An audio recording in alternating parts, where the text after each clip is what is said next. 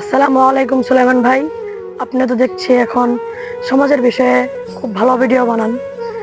এখন আমাদের সমাজের ভিতরে একটা জিনিস বেশি প্রচলিত, সেটা হচ্ছে ডিভোর্স। তো আপনি যদি এখন ডিভোর্স নিয়ে কিছু কথা বলতেন। ওয়ালাইকুম আসসালাম রহমতুল্লাহ। ভাই, আপনি অনেক সুন্দর একটা কথা বলছেন। তো ডিভোর্স বিষয়ে যে কথাটা আমি বলতে যাচ্ছি, তো ডিভোর্স এখন এখানে অনেক কথাই উঠে আসে। তার ভিতরে একটা কথা খুবই প্রচলিত। আমরা যদি একটু দেখতে পারি যে বিশেষ করে যাদের সংসারের বয়স ছিল 1990 থেকে 1995 এর ভিতর, এখান থেকে আমরা একটা জিনিস শিক্ষা নিতে পারি যে এই সময়গুলোর ভিতরে আমাদের মা চাচিরা যে সংসারের জীবনটা পার করে গেছে, তাদের সন্তানাদিকে বিবাহ দেওয়ার পর মেয়ে কিংবা বিশেষ করে মেয়েদের জন্য ইদানিং এই ডিভোর্স ব্যাপারটা বেশি উল্লেখযোগ্য হচ্ছে। তো যে সময় আমাদের সেই মা চাচিরা এই 1990 এর পর থেকে 1995 এর ভিতরে যাদের সংসারটা ছিল, যারা মেয়েদেরকে বিবাহ দিচ্ছেন, তারা কিন্তু আমরা একটা জিনিস যদি খেয়াল করে দেখি যে তাদের সন্তানাদি, তাদের ফ্যামিলি মেম্বার কম করে হলেও ছিল 6 থেকে 7 জন, 8 জন, 9 জন, 10 জন, 11 জন পর্যন্ত ছিল। তো এখন যদি আমাদের এই জেনারেশনে এই যে 1995 এর পর থেকে 2025 সাল পর্যন্ত যদি আমরা এরকম ধরনের একটা ফ্যামিলি দেখি, যে দেখতে পারবো অধিকাংশ এই ফ্যামিলি গুলার ভিতরে দেখতে পারবো ফ্যামিলি মেম্বার তারা থাকে 2 জন, 3 জন, 4 জন, অতিরিক্ত 5 জন, এর চাইতে কিন্তু বেশি না। কিন্তু আমরা যদি আমাদের সেই মা চাচিদের কালীনে দেখি, আমাদের সেই পিছনের দিনগুলার দিকে দেখি, তাদের ফ্যামিলি মেম্বার বেশি থাকার কারণে যদি 4 জন ভাই থাকতো, 5 জন বোন থাকতো, 2 জন ভাই থাকতো, 6 জন বোন থাকতো, এরকম কিন্তু, তাই না? তো ওই ফ্যামিলিগুলোর ভিতরে যদি একটা মেয়ে তার শ্বশুর বাড়ি থেকে একটা অবজেকশন তার নিজের বাড়িতে পাঠাইতো, যে ফোনে অথবা ওই সময় তো ফোন জিনিসটা ইউজ ছিল না, তো যে কোনো এক মাধ্যমে যদি কোনো এক কারণবশত তার মায়ের কাছে একটা অভিযোগ নিয়ে আসতো যে আমার শ্বশুর শাশুড়ি ভালো না, আমার এই হাজবেন্ড আমার কথা শুনতে পারতেছে না, আমি তাদের মন অনুযায়ী চলতে পারতেছি না, তো এরকম ধরনের কোনো অভিযোগ যদি কোনো আব্বু আম্মুর কাছে আনতো, কোনো পিতামাতার কাছে আনতো, তো ওই সময় কিন্তু তারা মানে ওই পিতামাতা গুলা তাদেরকে বুঝ দিত যে দেখ মা, তোর শ্বশুর শাশুড়ি এখন এরকম করতেছে, তোর জামাই তোর সাথে এখন এরকম করতেছে, কোন একটা সময় অবশ্যই আল্লাহ তাআলা তোর উপর রহমত বর্ষিত করবে, এটা আস্তে আস্তে সেরে যাবে, তুই একটু ধৈর্য ধর। এরকম ধরনের বুঝ আমাদের দিত আমাদের সন্তানাদিদের। তো আমরা যদি এখন দেখি কি কারণে এরকম ধরনের বুঝ দিত তারা, তাদের ভিতরে একটা জিনিস খুবই এই জিনিসটা কাজ করতো যে এখন আমার ঘরে ধরেন আরো 5টা, তুমি বাদে যাই অভিযোগটা করতো সে বাদে আরো 4 থেকে 5 জন মেয়ে তার নিজের ঘরে ছিল, অথবা তার বিবাহ দিছে তার অন্যের ঘরে।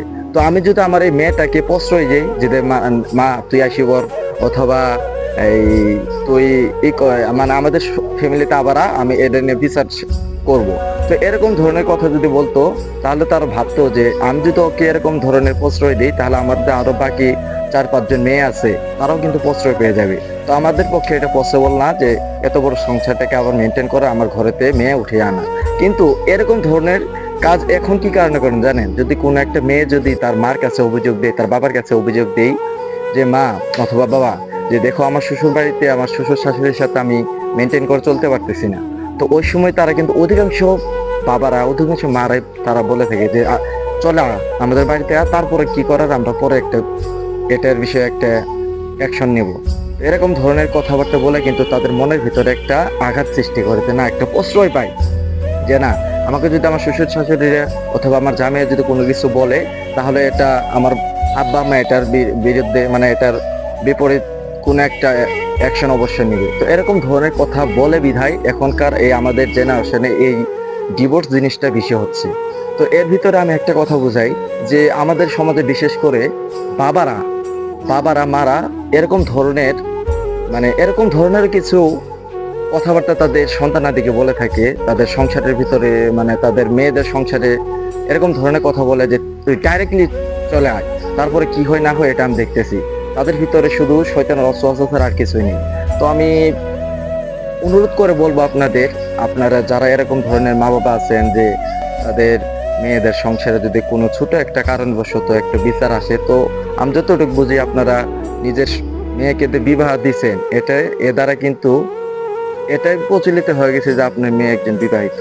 আপনি যদি চান আপনার মেয়েকে আনতে পারবেন, আনার পরে পরবর্তী সময়ে যদি তাকে বিবাহ দিতে চান, তাহলে আগের সময় যে এরকম ভাবে বিবাহ দিতে পারছেন, পরবর্তী সময় কিন্তু এরকম ভাবে পারবেন না। আর একটা আমি বিবাহিত মেয়েদের ক্ষেত্রেও এই কথাটা বলতে চাচ্ছি, যে একজন মেয়ে যে সময় বিবাহিত হয়, ওই বিবাহিত মেয়ে যে সময় ডিভোর্স প্রাপ্ত হয়, তার মতো কষ্ট, তার মতো এত বেদনা হইতে এই দুনিয়ার ভিতরে কারো হবে না। কারণ আপনি এই কথাটা ভাববেন, একটু চিন্তা করবেন, একটু ঠান্ডা মাথায় ভাববেন যে মেয়েরাই দেখবেন সমাজের ভিতরে ডিভোর্স প্রাপ্ত, ওরা বাবা মায়ের কথা অনুযায়ী আসে, বাবা মায়ের কথা অনুযায়ী আসে, ঠিক আছে, কিন্তু 1 মাস 2 মাস 6 মাস 1 বছর যারা বাবা মায়ের বাড়িতে থাকে, তারা অবশ্যই বোঝে যে বাবা মায়ের ঘরটা কত কঠিন যে সময় যে মেয়েটা ডিভোর্স প্রাপ্ত হয়ে আসে। তো আপনাদের কাছে আমার জোর অনুরোধ, আপনারা কেউ এরকম ধরনের সলিউশন আপনাদের মেয়েদের দিবেন না, সন্তানের দিকে দিবেন না, অথবা আর যারা সংসার করতেছেন যে মা বোনরা, তারাও এরকম ধরনের কোন খারাপ কাজে লিপ্ত হবেন না। এরকম ধরনের কোন কথা, স্বামীর ঘরের কথা কখনো আপনার বাবার বাড়িতে পাঠাবেন না, ইনশাআল্লাহ।